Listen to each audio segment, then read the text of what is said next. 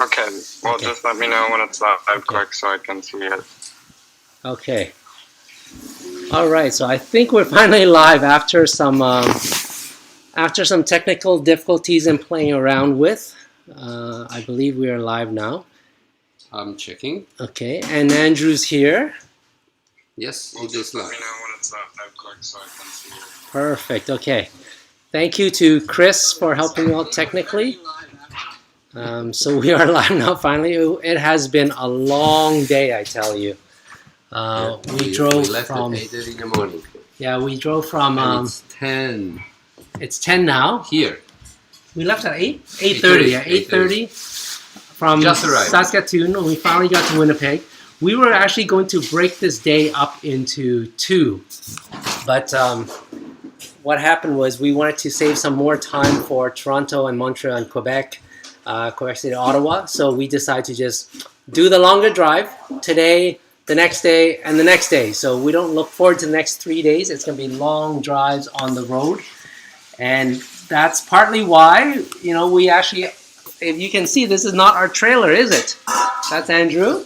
And there's the ladies, Amy and Janie. Hello, we're starving because it's 10 o'clock. Yeah, it's 10 o'clock. And, this is actually an Airbnb in Winnipeg. So we decided to take a luxury break because some people want a break. That's me. Cool. But she had money, so no problem there. She's bankrolling this trip, so there you go. You're just charged. So the moral of the lesson, know how to make money when you grow up. Then you can call the shots. But yes, let me see. Oh, there's things coming. Hi, John. Yes, that's our RV trip. Our RV, it looks much bigger. I know. Hi, Lisa and Dave. Oh, Cadence. Yes. Hi, Cadence. So yeah, basically we're just summarizing our week. It's been a long week. It feels like a long week. Hey, York, how are you? Thanks for joining. I'm glad you made it on. We barely didn't make it on, but good thing we made it on. So yeah, it's been a long week. It's only been a week. We left exactly last Tuesday, but it feels like it's been forever, right, Andrew? Yeah. I mean, so many different places, different people, different meals, different experiences. It feels definitely more than a week. Yes. We are in Winnipeg right now. So we're geographically midway, but I know that there's a lot more to see on the second half because we'll be making it through Ontario, then Quebec, and then if the borders are open in New Brunswick, then we'll kind of go up the St. Lawrence and hit New Brunswick. If not, then I guess we get a few more days also, and we'll spend that time in Ottawa and Quebec and Montreal. But we're glad that we saved 2 days now. So our Toronto stay will be actually 4 days. So we'll get to spend more time with our cousin Maggie and our friend Ken and Rui and all of that. So that's good. But let's summarize our week so far. How has it been for you, Andrew? Well, it's very, very nice. We started with Reverstock. We were staying in this very nice, cute family-run RV park. We did some shopping. It was a nice place. Unfortunately, the weather was a little bit challenging. We drove through the mountains while it was raining, but we got there safely. And after Reverstock, we went to Banff, where in Banff we did this very cool hike with a view of downtown, view of the neighborhood. It was about an hour-long hike. I'm not going to point who. I'm not pointing. I'm not pointing right here. Who was sick for next couple days because of pain from hiking. Yes. But it's a good pain. She lost 2 pounds out of that hike. That's right. And then she gained it back at Ray and Tim's place. That's right. Because they fed us 9-course dinner. Yes, our friends in Edmonton who let us park the big trailer outside their house. Hi, Amy. Helen's Hello. on. John's on. Missed us? What Yes, for sure. kind of Yeah. question is that? Helen Let's go. says it feels like you guys have been away for a long time. Yeah, it sure feels that way. It's only been a week, but we've decided to make it easier. So we're gonna check in Airbnb every other day, or every time we have 2 nights, we're gonna do Airbnb so everyone gets more space and internet will be faster. Because at the RV park, the biggest problem is there's internet at the office, but like I said yesterday, for the last 2 nights, there's no internet at the trailer park, so that's hard. Anyone that knows Amy knows that's hard. So yeah, I need to trade in the morning to help cover all the bills, right? So. But she's been pretty good so far, I have to admit. So she's been trying to stick with her diet. We didn't get enough hikes in yet. No, that's not fair. Not trying. She did not eat any bread, no rice, True. no carbs. True. That's It's right. amazing. But then Jane is Okay. feeding us with all these amazing food that I lost 2 pounds and I gained it after barbecue last night. Okay, so I'll write off the 2 pot stickers I ate this morning then. Cadence is on. Say hi to Cadence. Hi. See you on the camera. There you are. Okay. She's tired too. Kirsten had a long day Actually, in the I'm car. so presently surprised how well she travels. No complaints, quiet, helpful, Yeah. very responsible. Takes helps with setting up, unpacking, packing, everything. It's amazing. It's just so Yeah, she's been awesome. very good traveler. Yeah, good job, Kirsten. So yeah, let's just summarize what we've been through. So we've been through BC, Alberta, Saskatchewan, and now we're in Manitoba. BC, how do you guys feel about BC? Well, we kind of know BC, but let's look at it from a different light, especially the Rockies and the Banff. Well, Like I said, heading up to DC was Banff. crying when we were leaving. It Yes. was, the skies were crying. Jazzy says hi to you. Who's who? Hi, Jazzy. Jazzy says hi to Kirsten. Oh. Hi. Yeah, so BC was raining. Majestic mountains, of course. I love BC, but I guess I feel like we know it already, or at least I know it already. But I think if I had it with fresh eyes, it would be different. One thing I did have fresh eyes on is Revelstoke. So I've never been to Revelstoke, and that was our first time there. And I liked Revelstoke, actually. It's a quaint little town. We got a chance to walk around it. COVID was happening, so there's a lot of stuff not open, which was not great. But, even just walking around town, it was great. I had a lot of fun there. We stayed at a RV park there, and the couple was great, right? John, was it John? James. James was from Colorado.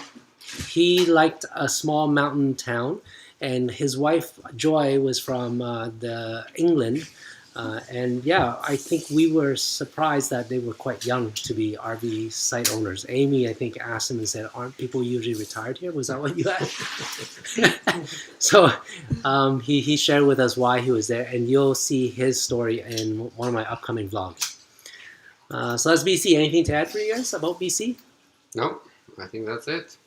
Excellent. Okay, then. Oh no, that's the important part was that next day we met Lisa. That wasn't BC yes. already. Oh, no, that's bad. We found out Mhm. that we were lucky enough to To travel. miss the 6 hours of traffic. Yes, is what you because told in Revelstoke, next day after we left, there was a flood Yes. that closed the highway. That's right. So we met up with my sister and brother-in-law Lisa and David in Banff, but then they had to head back to Penticton, and they were stuck in a washout. There was a huge flood, and I guess it washed out the road, so they were kind of stuck in traffic, and they had to detour too. I think that what they did was they probably detoured down Nelson and then back up, which was a long route going through the Kootenays. So we're lucky we missed that, but don't feel too glad for us because we hit our own roadblock in going from Jasper over to Edmonton. So after Banff, or after BC we went to Banff. We had a nice hike. We were trying to hike Moraine Lake, which was highly rated for us and highly recommended, but it was 2 hours away from our campsite, so we said forget it. We did Tunnel Mountain hike instead. me. Which was really nice. Yeah, it's nice. The nice thing I like about Tunnel Mountain is that at every point you're seeing the edge of Banff, the town, which was nice. And then when you get to top, of course, you get both sides. You can look onto the town side or you can look onto the back side, which was quite pretty. So we did that, and then we had dinner with my sister Lisa at Farm and Fire. Great restaurant, Lisa. Good pick, by the way. The idea with that is it's oven fired and farm fresh food. The food was really good. The steak, the flank steak, was really nice. Lisa probably posted all about it on her Facebook, so check it out there. And then we went up to Jasper. We did the Icefield Parkway, which is always beautiful. I've done that 2 times now. Andrew has done it many times. Andrew, but why don't you tell us the story about you always bring your relatives who are visiting? Oh yeah. That was kind of at the beginning, 30 years ago, when we came to Canada. Each time when someone came to visit from Vancouver, from Europe, we would automatically, take them into the car, jump in, and drive through Jasper and Banff to show them those beautiful places. So yes, I've been there a few times before. And it's visible how glacier has shrunk. It's much smaller than what I remember when I've been going there 20 plus years ago. Signs of global warming. Yeah. Hi Ken. Hi Lois. Great that you guys can join us, and thanks for following our trip. I hope everything's well on Wiltshire Street. So we went the Icefield Parkway, and beautiful. Peyto Lake was closed though due to COVID, I think. But we did the waterfall. Yeah, we did manage to go to Athabasca Falls, which is amazing. It's not much of a hike because you really just walk in, but it's a nice visit right on the Icefield Parkway. You just kind of go into a parking lot, and then there's a few points you can go. You can walk up to the falls, take a few pictures. You can go to the canyons, you can go to lower canyons, you can go by the river. So it made for a good, I'd say, 45-minute, maybe an hour stop. More, yeah. Yeah. But the 3.5 hours being stuck on the flood wasn't too fun afterwards. Yeah. So we paid for it because although we didn't get hit with the Revelstoke flood washout, Highway 16 from Jasper over to Edmonton was also washed out. So unfortunately, we had we were stuck on there for 3 hours, right? 3.5 hours. So we didn't make it to Tim's house in Edmonton. Our friends, we were supposed to be there at 8 o'clock. We didn't make it there till almost 1. Yeah, so that was another long day, but I myself at least made the best of it. Kirsten and I were stuck in traffic, so we just made a walk, and we walked down to just see who else is stuck in line, and we chatted up with some really cool local people. We actually interviewed some 16-year-olds, 17-year-olds from Saskatchewan, and we had a good walk. We met this great gentleman, Mario, who was shipping a airplane from, where was he from? Oh, Kamloops, that's right. Kamloops, going back over to Edmonton. He actually made those planes himself. So that was interesting. And this one he didn't make, but he bought it. He found a good deal in Kamloops. Thanks, Ken. Thanks for looking after our house for us. Appreciate it completely. So that was Edmonton. And then... What surprised you guys about Edmonton? Was it your first time? No, you've been there. No, I've been to Edmonton before. Okay. What surprising was how dead West Edmonton Mall is. Or not only dead, there is people inside, but lots of businesses closed down, and the energy is not the same.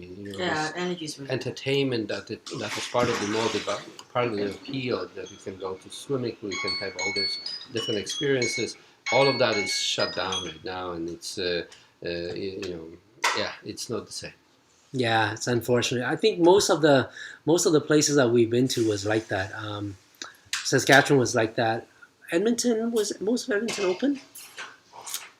West Edmonton Mall, West downtown. Edmonton was open. Half the shops are not open. Yeah. Watermania, Galaxy, none of that is open. But the best part about Edmonton is the VIP dinner that Tim and Ray made for us. So that was really nice. Thank you, Tim. Thank you, Ray. Yes.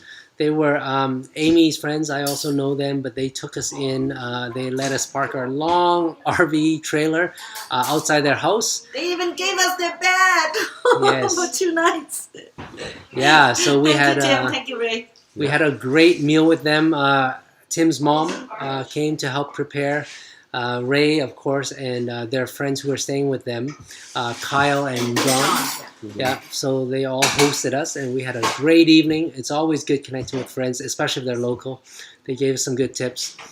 And then we were on our way. So we had 2 days in Edmonton. 2 nights, one full day, 2 nights, 1 full day.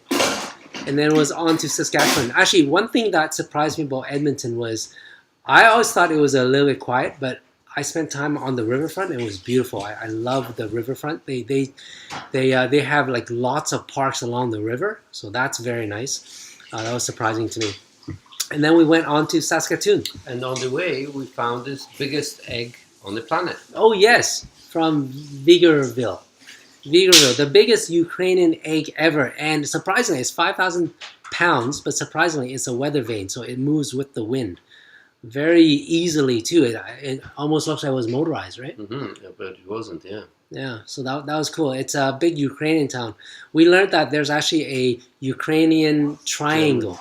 So there's a huge pierogi. I forgot which town it is. It's all kind of in a triangle. There's this huge pierogi, huge Ukrainian egg in another town, and then a huge sausage, a Polish sausage, I guess, in a third town. We didn't get a chance to check out the other two, but that was very neat. There's a huge, in the prairies, there's a huge Ukrainian and German influence. We found out from our friend in Saskatoon. He's a cousin of my friend Nicole Porter in Vancouver, and Nicole introduced us, but he works at the YMCA, and he gave us some good local tips about Saskatchewan. He was born and raised in Saskatchewan. He told me that in the 1920s, the government had a campaign to bring in a lot of Germans and Ukrainian people to work the farmlands because they were used to weather and they were used to farming. So that's why there's such a huge population in the prairies that are German and Ukrainian. Yeah, so that was Saskatoon. And what was... Saskatoon, we have to talk about the clouds, the dramatic clouds. Oh, I've yes. never seen clouds that dramatic. It was pretty cool. That's right. You want to share your perspective of that? Yeah, I love blue sky. I've always loved blue sky. I guess we were really lucky that it was sunny for 3/4 of the time that we were there. It was thunderstorm last night, but we were sleeping. But the sky, it's blue. Arizona has blue sky, which I love. That's why I spent my winter there. But Arizona sky have no clouds. And it's so different to see like so many different clouds. And the clouds is like, I don't know how to describe it. It's not like big smooth cloud. It's just blotches here and there. It's very dramatic, and I could never forget that. They call themselves Land of Living Sky. Yeah, and it's funny because when I was stuck in that Jasper line, I saw all the license plates. A lot of them were Land of Living Skies. And I actually asked one person, this 16-year-old kid that I saw, I asked, hey, why is it called Land of Living Skies? I don't understand. He didn't either. But when we got into Saskatchewan, and I was driving, Andrew was driving too, obviously, but I was driving, and when I was behind the wheel, I noticed that this beautiful canvas, because everything's so flat. So the horizon is actually about 2/3, and then the land is only about 1/3. And the clouds movements was just amazing. On our drive there, we saw must have been like 2 or 3 rain clouds, storm clouds on one side, and then on the other side it was blue and white. So it was continually changing, and that's my interpretation of Land of the Living Skies. Now, interesting thing, Dean, who I interviewed, my Nicole's cousin, he says the other version of it, he agrees with me, but the other version, jokingly, is also there's a lot of mosquitoes. Oh. So they also call that the Living Skies. And Amy can tell you all about the mosquitoes. My goodness, all over my body. I was really frustrated last night, finally. Lots of mosquitoes. I don't like that part. Yep. So today we've been hunting all around for these ultrasonic mosquito repellents. The one that Andrew ordered but never brought. Right? I have it at home, yes. Yes, but at home is useless. Bring it to prairies. It's much more useful here. But it's okay. The next 2 days we won't have mosquitoes. We're inside Airbnb, so it should be good. Yeah, hopefully.